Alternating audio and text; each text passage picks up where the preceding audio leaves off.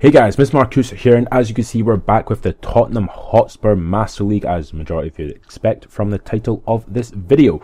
So with that being said, in today's episode we have 3 matches for you, all from the Barclays Premier League, which is sort of a bit too easy at the moment. It's really weird how I'm finding it a lot more easier than I probably should be, because you'd expect me to have quite a difficult season, but I think the amount of players I've actually brought in and the amount of quality I brought in rather than quantity has sort of made this a lot easier than I expected. Now, with that being said, of course, we're only on like match day 16 or whatever of the actual league, so I mean there's still like a good fair 22 matches still to go, 23 if you include this match against QPR. But it seems it's gonna be, it should be, will probably end up being a lot easier than I expect. So with that being said, I just want to be in the top 4. So the game kicked off against QPR, as I mean, they were the home team, so I mean, it sort of made sense that they'd kick off. And in the 14th minute of the match here, Ericsson on the ball eventually plays it in to Stefan El Shaarawy. El Shaarawy just runs past Adel like he's not there, gets a strike away, and unfortunately for me, it goes just wide of the post. But a really good start to the game. And in the 21st minute of the match here, Benzema on the ball plays a sweaty pass across to Stefan El Shaarawy. He takes the first touch. It's the most ridiculous first touch I've ever seen. I wanted to hit it first time. For some reason, he takes the touch, and then like the keeper comes out and nearly basically saves it. But I shoot the other way, the keeper just jumps the other direction. It made no sense at all. But in the 35th minute of the match here, Eduardo Vargas gets a shot away, and it's a pretty decent shot. And to be honest, Hugo Lloris should probably be saving that. But Vargas scores to equalise for QPR in the first, more or less at the end of the first half. In the 45th minute of the match here, basically, it comes to nothing as I try to play a through ball, a chip through ball through to Karim Benzema. It doesn't come to anything, and at half time it was 1-1 between the two sides. As you see, there was only 4 shots in the game, 3 of which were on target. I didn't show the other, I think it was another Vargas shot which was on target. But in the 51st minute of the match here, again, Vargas testing Hugo Lloris. Basically, a lot of players, they were testing my players, and it was a bit frustrating because like QPR should not be any hassle for me in any way at all. But in the 55th minute of the match here, it's funny because the goal is ridiculous. It's a really nice goal scored by Christian Eriksen, a really nice strike. But to be honest, El Shaarawy runs into Gaston Ramirez, and it just ruined the game completely when I was doing it. And I was like, oh come on, that's just retarded. What are you doing? But in the last minutes of the match here, eventually Hugo Lloris actually does a pretty decent job of defending, picks up the ball from a Vargas through ball, and eventually kick the ball clear. Basically, do a little bit. Basically, when I play the computer, I do like to do a small bit of time wasting because I don't really care much about their feelings because they're not really there. But if, for example, what I did there, I did a full kick out and pressed X, so he dummied it and did another full kick out, so it would take up the 4 minutes more or less. But again, if I was playing a proper human being, I wouldn't do that. I'm not that scringy or that horrible. So with that being said, we won the game against QPR 2-1. The second game against Swansea City, away from home, another away from home game.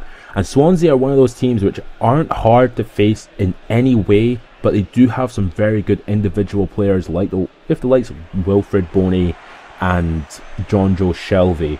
Now, for some reason, of course, Boney doesn't, and they also have Julius Cesar in goal. But for some reason, Boney in this game, or Wilfred Boney, or whichever way you want to really pronounce it, I think it's Boney is how you actually pronounce it.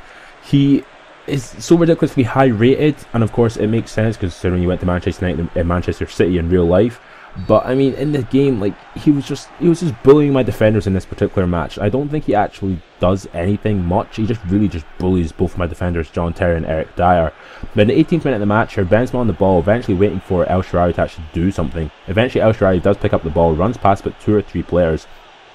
Eventually does get a strike away, and it comes to nothing because he hits it wide because he's just an absolute fool. But in the 30th minute of the match, again, El Shaarawy on the ball, runs past with 2 or 3 players. El Shaarawy is just basically my go-to man anytime, so hence why I'm always sort of going down the left-hand side rather than going down the right. But in the 40th minute of the match, basically after getting a corner kick, eventually comes out to Patrice Evra, who gives it to Stefan El Shaarawy. El Shaarawy just turns again around 2 or 3 players, gets a strike away, and again pings it this time past the keeper to give us a 1-0 lead going into the half time. So a pretty decent result so far, but it was really weird, like I was saying, with Wilfred Boney just sort of running past my players and literally just dominating this match. As you can see here, he sort of does a pretty decent job actually. I actually did a pretty decent job of defending against him, and he doesn't get a strike away. But from that, I mean, 1-0 to Tottenham at half time. You were sort of dominating the match again. Well, dominating in terms of shots. They had dominated completely in terms of possession. possession, and from that, basically, like, we got all these sort of opportunities. This is the most ridiculous shot I've ever seen by any football player ever in any game ever. So Eric Dyer took an opportunity shot with him from like the edge of the D with like full power on the strike, and I end up hitting the crossbar. But yeah, I mean, like, the game, they just pass the ball about, and for some reason, yeah, I know they play like good football in real life, but there's no need for them just to pass the ball around the back. It's the most frustrating thing I've ever experienced in a football game. I don't know why you do it.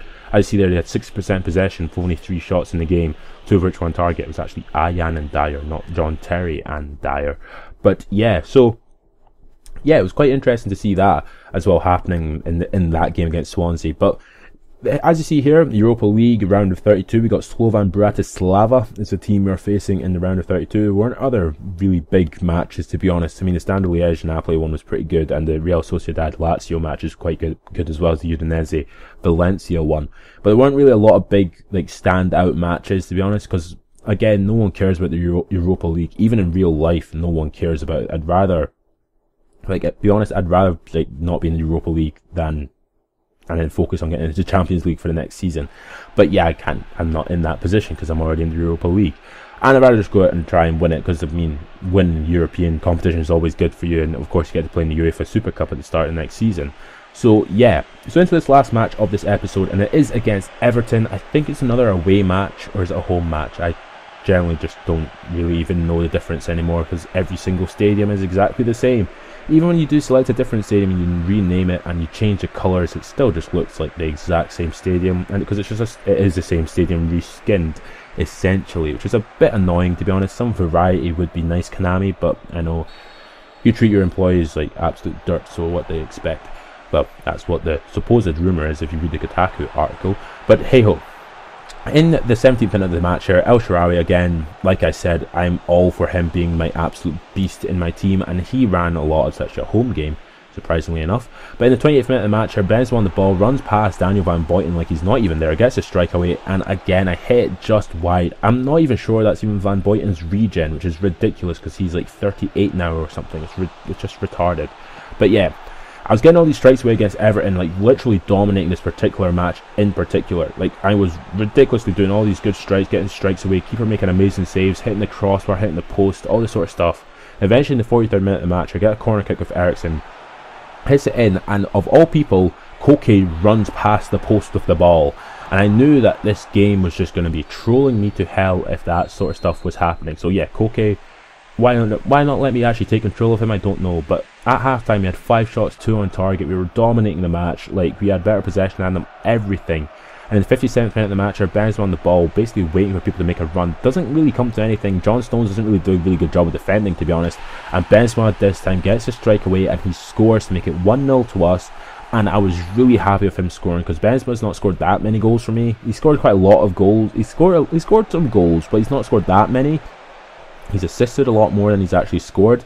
But in the 74th minute of the match here, El Shaarawy again down this left hand side, again running past 2 or 3 players, gets a strike away, and this time again he hits it wide when he should probably be scoring from there. But in the last minutes of the match here, Koke on the ball after I moved him out onto the right hand side, because I think I took off Gaston Ramirez for someone, don't remember who, I think it was Radicevic. And it sort of didn't really come to anything until the 93rd minute of the match here, and eventually Son had come on for El Shaarawy, gets run past 2 players, gets a strike away, and again he hits it in their post. It actually does go out for a corner kick. From the resulting corner kick, Radicevic heads it down, doesn't come to anything, and then Lukaku tries to get it, but I mean, it didn't really matter because the whistle blows for the final whistle, and that would be a 1-0 win. So in this match today, we had 3 wins today, which is pretty good for us.